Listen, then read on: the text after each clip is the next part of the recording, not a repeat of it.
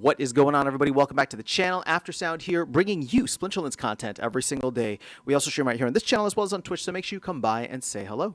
This video is also brought to you by my music, which is available anywhere you stream music under the name Aftersound, and I do have a new song out recently called Tides, so check it out. Let me know what you think, and I appreciate the support.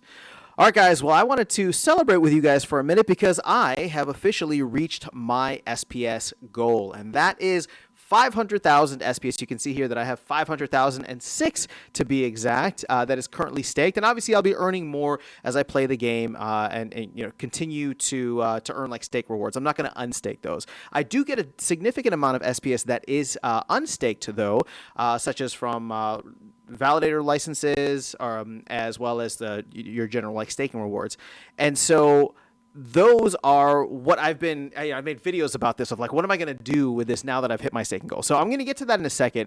The thing with hitting the staking goal is this is a goal that I set out for myself to get to by the end of the year, because I figured if I like literally did nothing except just restake everything, then I would be fine and I would hit it by the end of the year. But once we saw the massive dip earlier this summer following the Conclave Arcana run-up, right? We went to like 1.4 cents and then we did like a 50% retracement.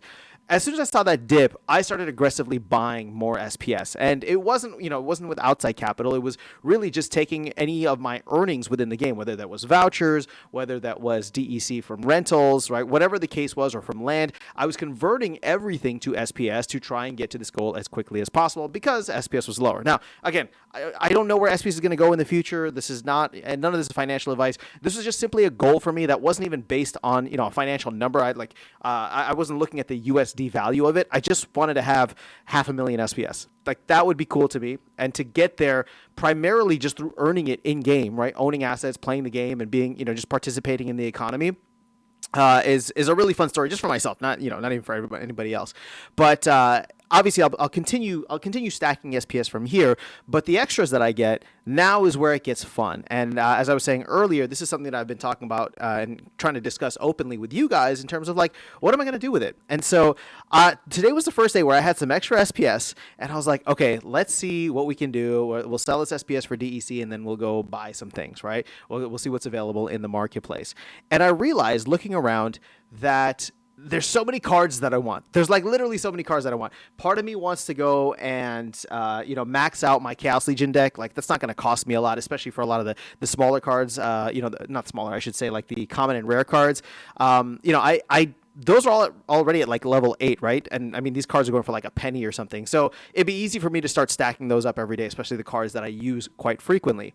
But then it's also like, man, okay, well, you know, some of these summoners are super cheap too from Conclave Arcana or from Rebellion. And I'm talking about like the lower level summoners, right? Or even the older summoners from previous sets, as I'm playing survival mode a lot more now. And so I was thinking to myself, I'm just like, okay, well, you know, there's like so many different directions I could go here for cards that it's a little bit overwhelming. And the one thing that I've really wanted to do, one place that I really wanted to focus on getting started and up and running is land. So instead of having analysis paralysis and every day going to the market and having that kind of like, I don't know what to buy, right? Just being overwhelmed by it, I'm just going to focus in on land. I have a bunch of land plots that are not even online yet, and so I need to stake DEC. I need to buy the, what's that called?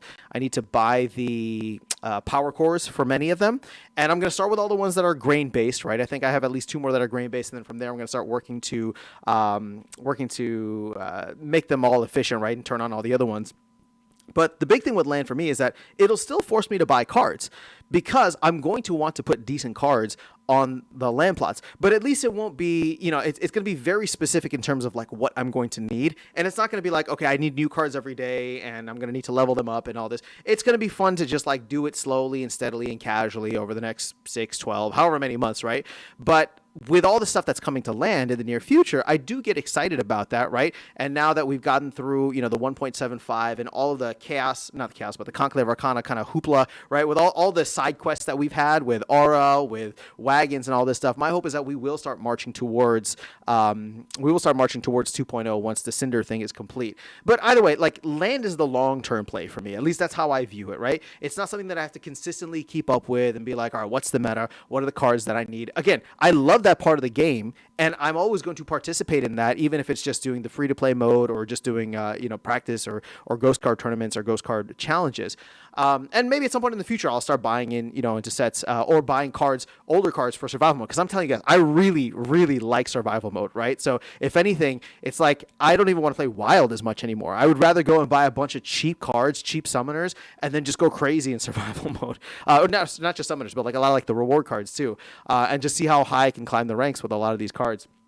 But that's further down the road, and that might be something that I'll put money towards here and there. But for right now, my focus is going to be on land. And if you have any advice or thoughts, I am open to hearing them. So any suggestions, feedback, let me know. But just wanted to share that with you, and hope you all are doing well in your SPS stacking goals. That is all I got for you in this video. I'll catch you all in the next one, and see you around the game. Take care.